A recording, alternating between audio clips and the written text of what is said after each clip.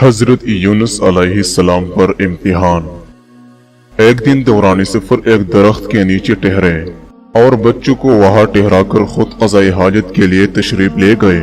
اتفاق سے اس وقت وہاں کے بادشاہ کے بیٹے کی سواری جو شکار کے لیے گیا تھا اس درخت سے قریب ہو کر نکلی۔ شہزادے نے دیکھا کہ ایک نوجوان خوبصورت عورت دو بچوں کو لیے بیٹھی ہے، تو اس نے اپنے ساتھیوں سے کہا کہ اس عورت کو لے آؤ۔ وہ آئے اور ان کو زبردستی اٹھا کر لے گئے۔ بی بی صاحبہ نے کہا کہ میں ایک پیغمبر کی بیوی ہوں، مجھے چھوڑ دو، مگر انہوں نے ان کی ایک نہ سنی اور لے گئے۔ شہزادے نے شراب اور جوانی کی مستی میں کچھ نہ سنا اور اپنے ساتھ لے گیا۔ جب حضرت یونس علیہ السلام فارغ ہو کر آئے تو دیکھا کہ بیوی صاحبہ نہیں ہے۔ بچوں سے پوچھا تو انہوں نے سارا قصہ سنایا۔ ناچار دونوں بچوں کو لے کر چلے، ایک کے بعد ایک کو کاندھے پر چڑھاتے جا رہے تھے۔ راستہ میں ایک نالا آیا، ایک بچے کو کنارے پر چھوڑا، دوسرے کو کاندھے پر بٹھا کر چاہا کہ پار چھوڑ آؤ۔ جب نالے کے بیچ میں پہنچے تو دیکھا کہ کنارے والے بچے کو ایک بیڑیا اٹھا کر لے جا رہے ہیں۔ یہ دیکھ کر آپ گھبرائے اور لوٹے کے بچے کو بیڑیے سے چھڑائے تو اس گھبراہٹ میں دوسرا بچہ جو آپ کے کاندھے پر تھا پانی میں گر پڑا اور پانی کے ریلے میں بہہ گیا۔ آپ علیہ السلام نے بے حد کوشش کی لیکن دونوں بچے بھی آپ سے بچھڑ گئے۔ مایوس ہو کر تنہا دریائے روم کے کنارے جا پہنچے۔ دیکھا کہ سوداگروں کا ایک جہاز جو روانہ ہو رہا تھا۔ آپ علیہ السلام نے جہاز والوں سے کہا کہ میں ایک فقیر ہوں، مجھے بھی بغیر کرائے کے سوار کر لو۔ چنانچہ سوداگروں نے بخوشی سوار کر لیا کہ آپ نیک آدمی معلوم ہوتے ہیں، آپ کی برکت سے خدا ہمارا بھی بیڑ پار کرے گا اور جہاز سلامتی سے پہنچ جائے گا۔ غرض یہ کہ آپ علیہ السلام کو سوار کر لیا گیا اور جہاز روانہ ہو گیا۔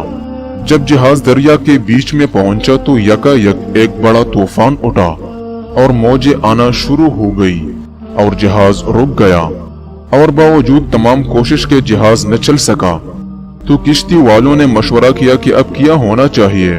تو کشتی والوں نے کہا کہ میں بار تجربہ کر چکا ہوں کہ کسی غلام اپنے مالک کی رضا کے بغیر کشتی یا جہاز میں سوار ہوتا ہے تو اس قسم کا معاملہ درپیش ہوتا ہے، لہٰذا جہاز میں پکار کر کہہ دو کہ کوئی اپنے مالک سے بھاگ کر آیا ہے تو صاف صاف کہہ دو، اور ہم اس کو باندھ کر دریا میں پھینک دیں گے تاکہ جہاز رواں ہو اور باقی سب لوگوں کی جان بچ جائے۔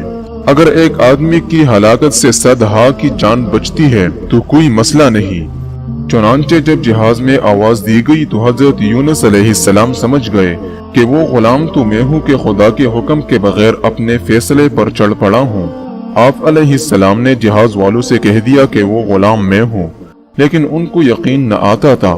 سب نے کہا کہ ہم آپ پر ایسا گمان ہرگز نہیں کر سکتے۔ چنانچہ قرآن دازی کی گئی تو حضرت یونس علیہ السلام کا نام نکلا۔ جہاز والوں نے مجبوراً آپ علیہ السلام کو دریا میں ڈال دیا، اور ایک روایت میں ہے کہ لوگوں نے پھر بھی آپ کو نہ پھینکا، آپ نے خود ہی کملی میں اپنے آپ کو لپیٹ لیا اور دریا میں کود پڑے اور مچھلی نے نگل لیا اور جہاز آپ کے گرنے کے ساتھ ہی چل پڑا۔ اتفاق سے وہاں ایک بڑی مچھلی لقمے کے انتظار میں بیٹھی ہوئی تھی۔ جو ہی آپ دریا میں گرے وہ مچھلی آپ علیہ السلام کو نگل گئی۔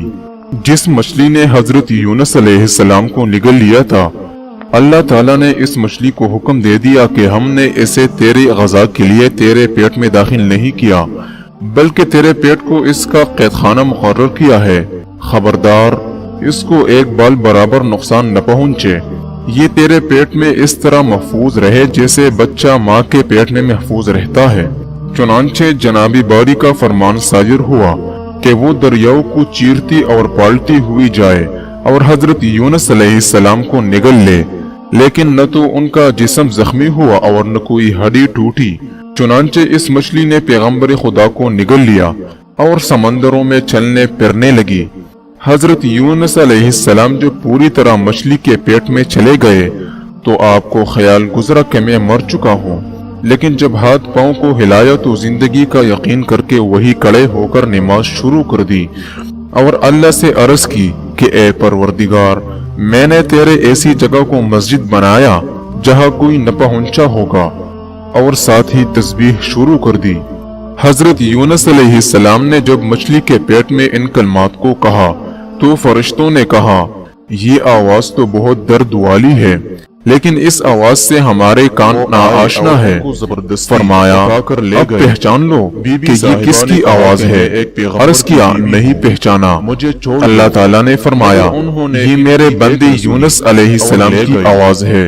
فرشتوں نے کہا وہی یونس علیہ السلام جن کے نیک اعمال اور مقبول دعائیں ہمیشہ آسمان پر چلتی رہتی ہے، خدایا ان پر تو ضرور رحم فرما، ان کی دعا قبول فرما لے، وہ تو آسانیوں میں بھی تیرے نام لیا کرتے تھے، ان کو بلا سے نجات دے دے۔